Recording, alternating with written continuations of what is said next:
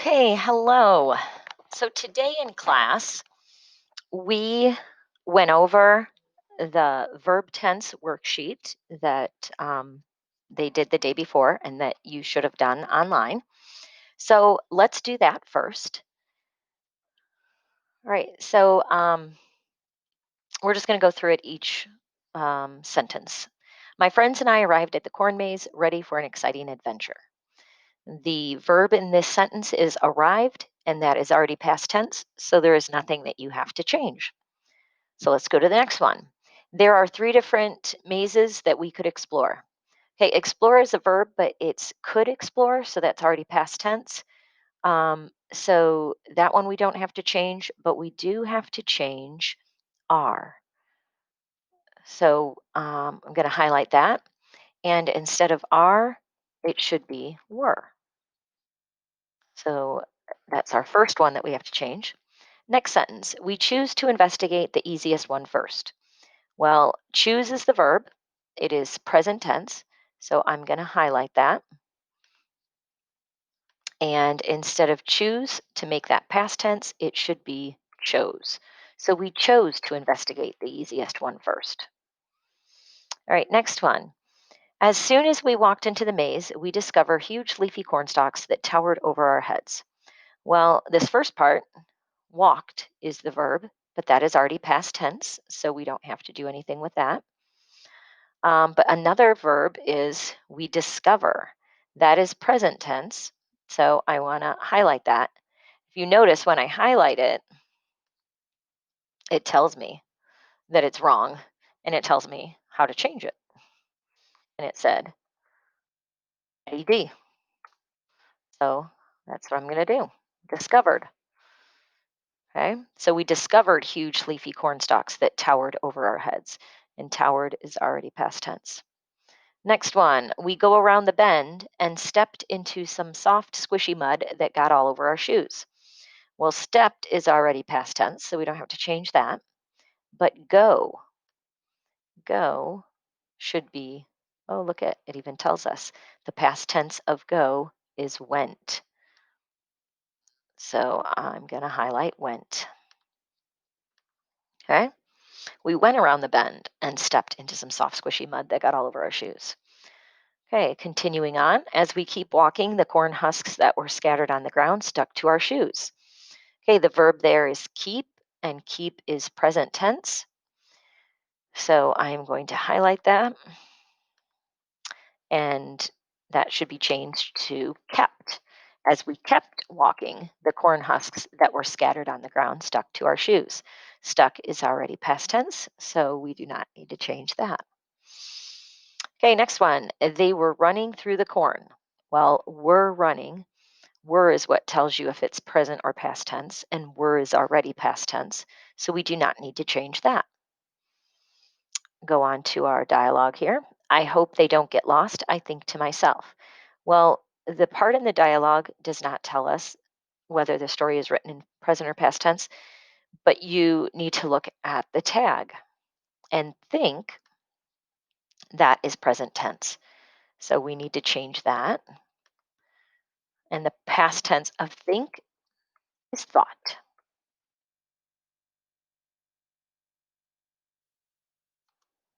I thought to myself. Okay, just then the temperature drop. Well, drop is the verb,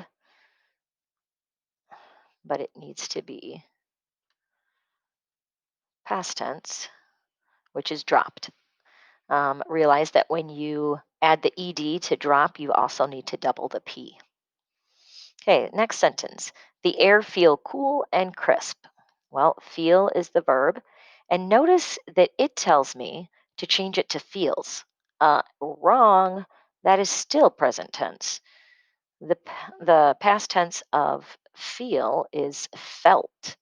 So I am going to change this to the air felt cool and crisp. Sometimes the computer can be wrong. Okay, next sentence. Finally, we made it out of the corn maze. Well, the verb in that sentence is made, and made is already past tense, so we do not need to change that. And our final sentence, that is a fun adventure. Well, is present tense. So I'm going to highlight that and I'm going to change it to was. That was a fun adventure. So let's double check to make sure, excuse me, that I have 11. 1, 2, 3, 4, 5, 6, 7, 8, 9. Oh, oh my goodness. I skipped some. I'm glad that we counted here because look at here. Later we walk. I am sorry about that. This is why we always count afterwards. So later we walked around another corner, and instead of here, past tense of here is heard. So later we walked around another corner and heard children laughing and squealing. I'm not sure how I skipped over that sentence. Sorry about that because there was two of them in that sentence. So now if we count again, just to make sure I didn't skip any others, 1, 2, 3, 4, 5, 6, 7, 8, 9, 10, 11. Those are your 11. Alrighty. So first we did that. Then we read a story. I read a story to them called Alexander and the horrible, terrible, horrible, no good, very bad day. Um, I found a link on YouTube of someone reading that. So I am going to put that on the week at a glance. If you want to listen to that, that is up to you. But I read that story to the kids as an introduction to our narrative. Your narrative is going to be about a bad day. Now, in the story, they just list a whole bunch of things that happened to this boy named Alexander that was horrible. I do not want you to write a story like that. Let me repeat that. I do not want you to write a story like the Alexander and the terrible, horrible, no good, very bad day because I don't want a list of things. Remember, we've been working on different skills that will get you ready to write your narrative. And one of those is to be descriptive, all of those adjectives and descriptive phrases and comparisons. So, what I want you to do is, I want you to think of three things that could happen to you in a day that are terrible. Okay. And that is going to be your problem. Give at least three unfortunate events that happen to your main character. Some ideas that people were talking about is you wake up late to school, okay? And so then as you're waking up late, you're tripping over things. Somebody said, like, you went to brush your teeth and it fell in the toilet, okay? Like all of that, waking up late and all the things that happen because you're rushing around, that is one event, okay? That's one of your terrible events because each of these events, you're going to have to, it has to be a main event, okay, that you could describe in a paragraph, okay, not just a one sentence thing. So don't tell me one of your events is that you stubbed your toe, okay? That's you're not going to be able to describe that.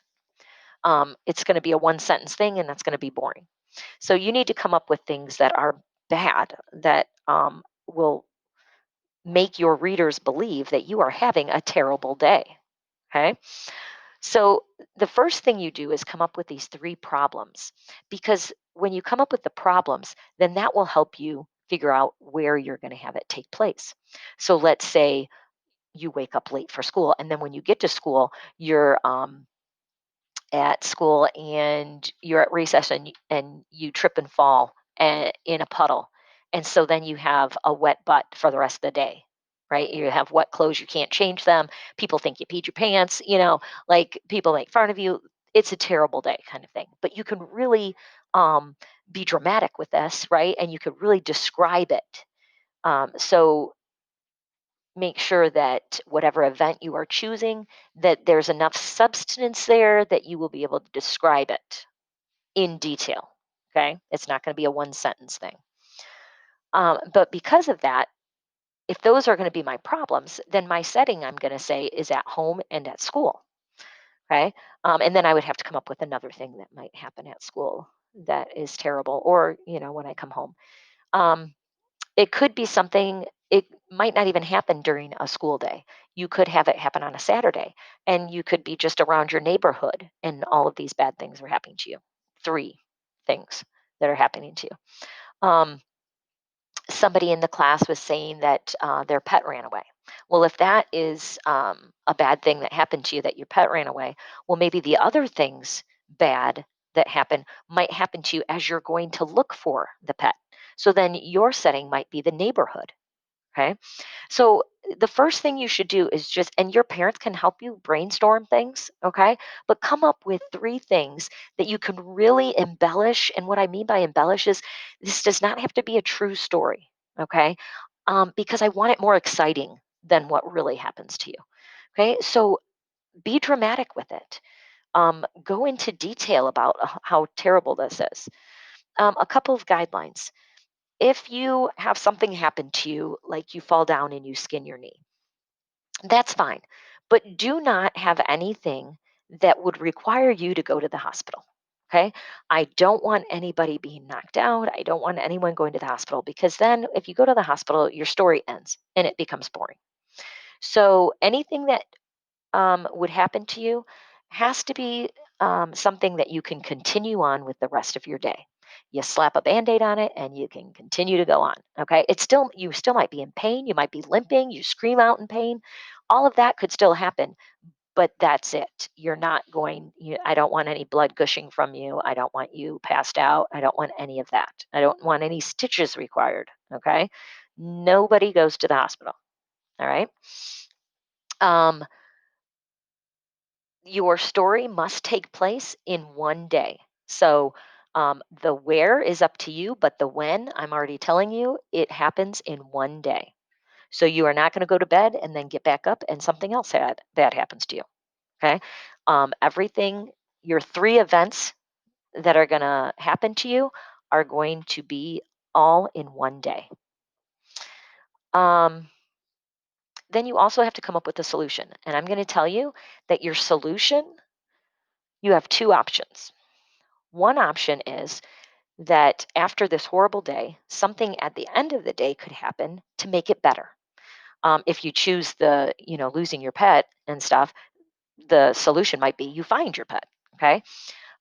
Or if you're just having a bad day and you spill milk, all over yourself in the lunchroom, and it looks like you wet yourself, and people are making fun of you because it looks like you peed yourself and you didn't, but then there's nothing that you can change your clothes, and so you have to go around the rest of the day with these wet pants, and then maybe you have a presentation in social studies that you have to give, and now you're up in front of the class and you have this wet pants, and okay, you could really see how I'm really embellishing and making this. Okay, you can really describe this well. Okay. Um, but all of this happens in one day. And if um, a solution could also be that at the end of the day, you're just having a conversation with someone and you say, some days are like this. Tomorrow will be better. And that can be your solution. So the solution to your story can either be something happening that makes the day better, or just having a conversation with a friend or with your mom saying that, you know what, some days are like this, but tomorrow will be better. And that can be your solution. So those are your two options for your solution. After you come up with, oh, I forgot to talk about the characters. You can only have three main characters. Okay. You are one of those characters. Okay. Um, you do not have to use your own name. You can create a different name if you want to, but you are one of the characters because you're going to write it in first person. The other two, and you don't have to have three, but you cannot have any more than three. Okay, because we're not. This isn't a long enough story for you to develop all of these characters. And I know fourth graders, and fourth graders just love to put their friends in their stories, and they give me a list of all the names of all these friends. Well, here's one of the rules: you cannot use any of your friends' names. Your character can have a friend, but come up with a different name. Your character can have a sibling, but don't use your sibling's name. Come up with a different name. Okay. If your mom is a part of your story, well, the character's going to call him mom. So mom is mom. Um, but come up. So when you give me your character, tell me the character's name and then describe it a little. So, for example, I might say if my main character is Terry, and I would say she's the leader of the group. Okay, she likes to be in charge. Okay, and then another character I'm going to have is named Jim, and Jim is Terry's best friend. He's the jokester of the group, and he likes to make fun of people. Because already in my mind, I'm thinking, um, when I spill stuff all over me and it looks like I peed myself, well, Jim's going to be my friend who's going to make fun of me and he's going to make all these jokes and comments about it. Okay. So I'm already thinking in my mind what's happening so that I know how the characters are going to be described. And because um, I know what my problem is, I know I'm going to need a friend who is a jokester who likes to make fun of things. Okay. So that's why I want you to start with the problem because the problem will help you figure out the setting where your story is going to take place. And the problem could also help you figure out how many characters you're going to need. Remember, no more than three main characters. Now, if you have two friends that are in your story together, and so the three of you, all these bad things are happening to you, and then at the end of the story, you want to have a conversation with your mom about how some days are bad like this, but tomorrow will be better. Well, your mom is only at the end of your story, so she is not a main character. So you don't need to describe her in the characters. So if the only time you're going to bring your mom into it is at the very end, then you don't have to include her in your main characters. But if your mom is going to be throughout the story, and you're going to be talking with her throughout the story, then include her in your main characters and describe her. Okay. Um, you are going to need to have dialogue in this story, but right now we are not even starting the story. We are just doing the pre writing. So fill out that part first. And then after you're done with that, you're going to give me a list of events. Now, the list of events is just that, just the list of what your character is going through in your story. I don't want any of the details. I don't want the dialogue in this part. Um, so, like, for example, if I'm going to have my character wake up late for school, that's going to be like the first event. In the pre-writing, I would just say Terry wakes up late for school.